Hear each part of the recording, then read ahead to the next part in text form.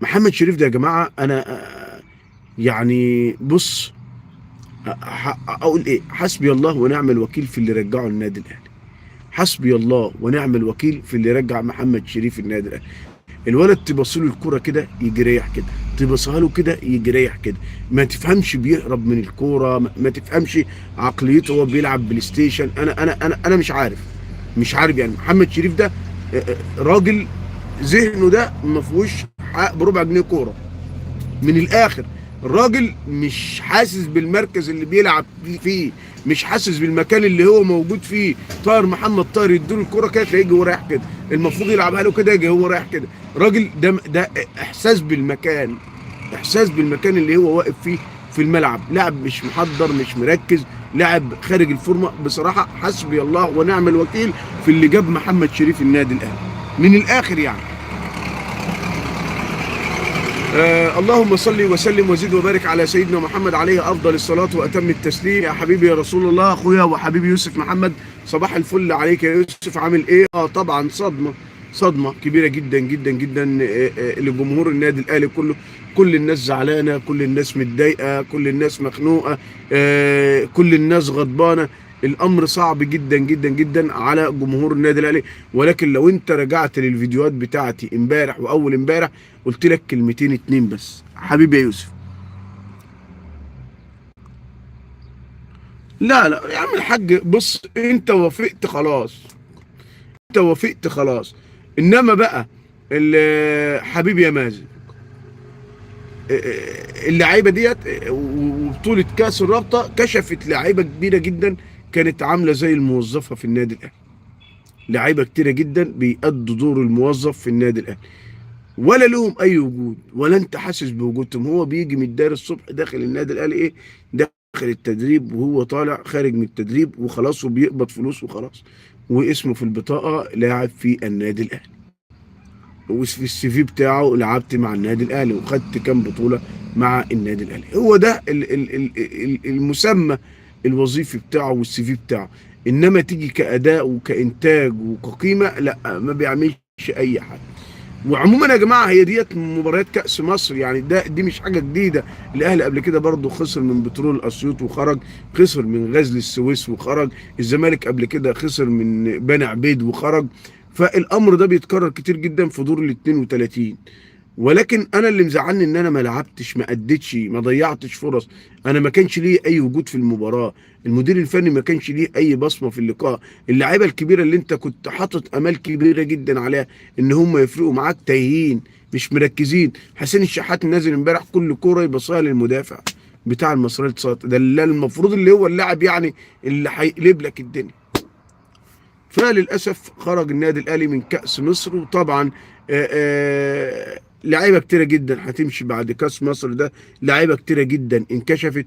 يعني في لعيبه هتمشي بعد كاس مصر، ولعيبه هتمشي في نهايه الموسم. عموما هيحصل غربله كبيره جدا في النادي الاهلي. في لعيبه كتيره جدا المفروض تتسرح، لعيبه كتيره جدا المفروض تتسرح وتمشي من النادي الاهلي. طاهر محمد طاهر يمشي، وكوكا وجراديشار وشريف وعمر كمال بص كل اللعيبه اللي انت قلتها ديت تمشي من النادي الاهلي، ولا ليهم اي قيمه، ولا ليهم اي دور، ولا يقدروا يتحملوا المسؤوليه، ولا يقدروا يشيلوا مسؤوليه فريق زي النادي الاهلي في غياب اللاعبين الدوليين. اضرب اللايك وصلي على حضره النبي الكريم عليه افضل الصلاه واتم التسليم. اللهم صل وسلم وزد وبارك على سيدنا محمد اشرف الخلق اجمعين. يا حبيبي يا رسول الله، يا شفيعي، يا خير خلق الله.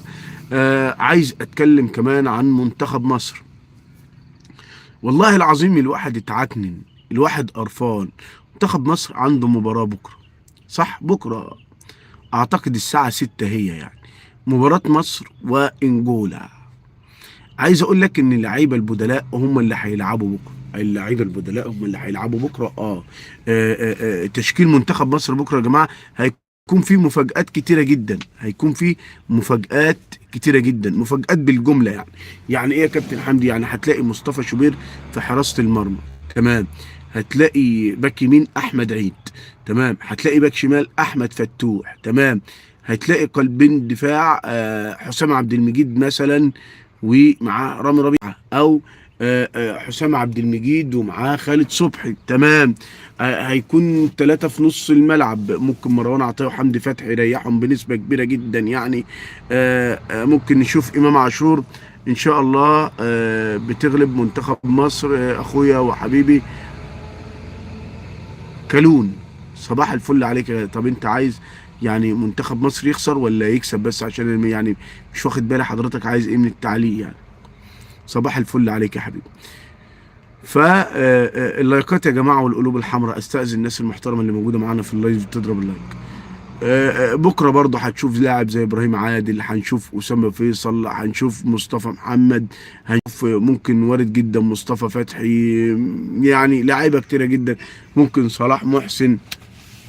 هنشوف لاعيبه كتيره جدا في مباراه منتخب مصر امام منتخب انجولا. يعني هتكون مباراة صعبة جدا جدا جدا يعني، ولكن منتخب مصر ضمن الصعود. زيزو وتريزيجيه ما عملوش حاجة مع المنتخب، على عكس ياسر ومروان والشناوي وهاني.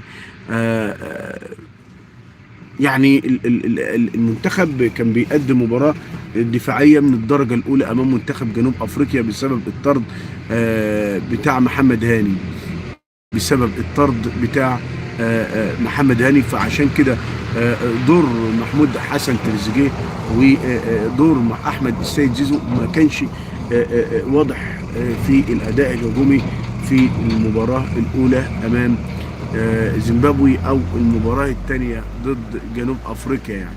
لكن ان شاء الله رب العالمين زيزو على فكره هيبدا اساسا على ما اعتقد، يكون ليه دور مؤثر، يكون ليه دور مؤثر في المباريات اللي جايه لمنتخب مصر. هيكون في تبديلات كتيره جدا وتغييرات بالجمله، تغييرات بالجمله في صفوف منتخب مصر امام منتخب انجولا. ان شاء الله رب العالمين مصر تكسب النهارده. على فكره يا جماعه، الزمالك عنده مباراه قويه جدا وصعبه امام نادي بلديه المحله في بطوله كاس مصر، وما ادراك ما بطولة كأس مصر ومفاجآت كأس مصر، وآخرها امبارح الخروج المدوي للنادي الأهلي.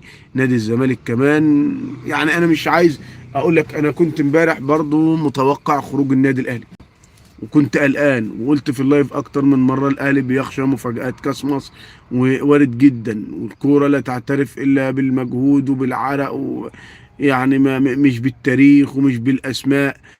فبرضو الكلام ده نفس الكلام بقوله على نادي الزمالك. نادي الزمالك اصلا اللي بقاله سنتين ثلاثه بيلعب باسمه، بيلعب باسم الزمالك وبتاريخ الزمالك وببطولات الزمالك القديمه، انما يعني ما فيش حاجه كويسه في نادي الزمالك. نادي الزمالك النهارده اعتقد من وجهه نظري هيعاني قدام بلديه المحله، الا يكون بقى مباراه النهارده تعتبر انذار لنادي الزمالك، ويعمل مباراه كبيره جدا امام نادي بلديه المحله. اضرب اللايك وصل على حضره النبي الكريم عليه افضل الصلاه واتم التسليم. اللهم صل وسلم وزد وبارك على سيدنا محمد اشرف الخلق اجمعين. حبيبي يا سيف، حبيبي يا يوسف، عم احمد شحاته الوادي الجديد، صباح الفل عليك يا عم احمد. عامل ايه؟ ربنا يبارك فيك ويرضى عنك ويرضيك ويكتب لك الخير كله يا حبيب قلبي يا عم احمد يا شحاته. فين اللايك؟ فين القلب الاحمر؟ كل اخواتنا واصدقائنا وحبايبنا الجمال، اضرب اللايك وصلي على حضره النبي الكريم عليه افضل الصلاه واتم التسليم. اللهم صل وسلم وزد وبارك على سيدنا محمد اشرف الخلق اجمعين. عايز اتكلم عن محمد مجدي قفشه، اللي فيه كلام انه جاي له عرض من نادي الزوراء العراقي اللي بيمرنه الكابتن عماد النحاس.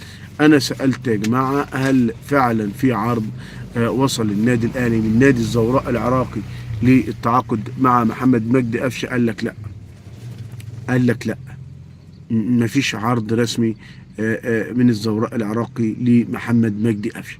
طيب افهموكو بولولو، صحيفه جول البولنديه، صحيفه جول البولنديه قالت ان فشل صفقه انتقال افيموكو بولولو للنادي الاهلي. هنا انا مش بقول لك الكلام ده على مسؤوليتي الشخصيه، انا بقول لك الكلام ده بناء على معلومات او تقارير صحفية من بولندا ان افيموكو بولولو مرشح اللي كان مرشح للنادي الاهلي، اسف، ان اللاعب تمسك بالبقاء في اوروبا.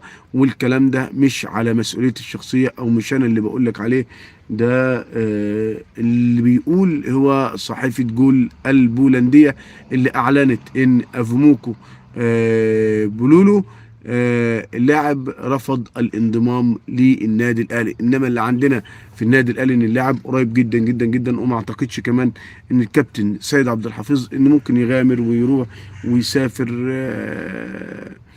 هنا وهنا وهنا وهنا من بدون موافقه اللاعب. يعني ايه؟ يعني انا نعم، كلام جريده جول البولنديه ديت على عيني وعلى راسي، ولكن الكابتن سيد عبد الحفيظ ما يسافرش هولندا غير لما يكون حصل على موافقه اللاعب انه يلعب. يعني جريده جول البولنديه بتقول لك ان افيموكو بولولو رفض الذهاب للقاهره وفضل الاستمرار في اوروبا.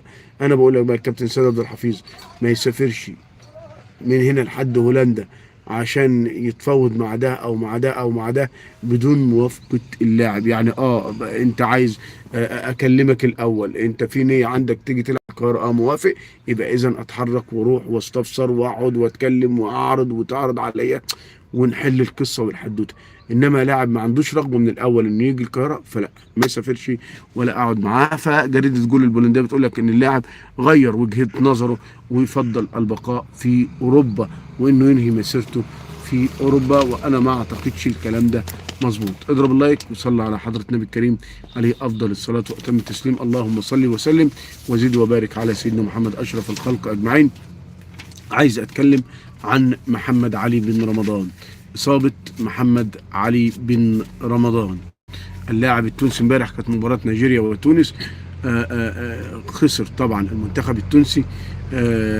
محمد علي بن رمضان مصاب او اصيب بعد المباراه، فكانت الاجتهادات بقى طلعت ده محمد علي بن رمضان اصابه في الركبه، ده هيقعد شهر، ده هيقعد 2، ده هيقعد 3. انا سألت يعني حد قريب جدا من محمد علي بن رمضان، هو راجل اهلاوي ولكن قريب جدا من محمد علي بن رمضان، وقال لي ان شاء الله رب العالمين الكدمه بسيطه، وهي عباره عن كدمه في الركبه، كدمه في الركبه، وان شاء الله رب العالمين تعدى على خير ومحمد علي بن رمضان سليم باذن الله.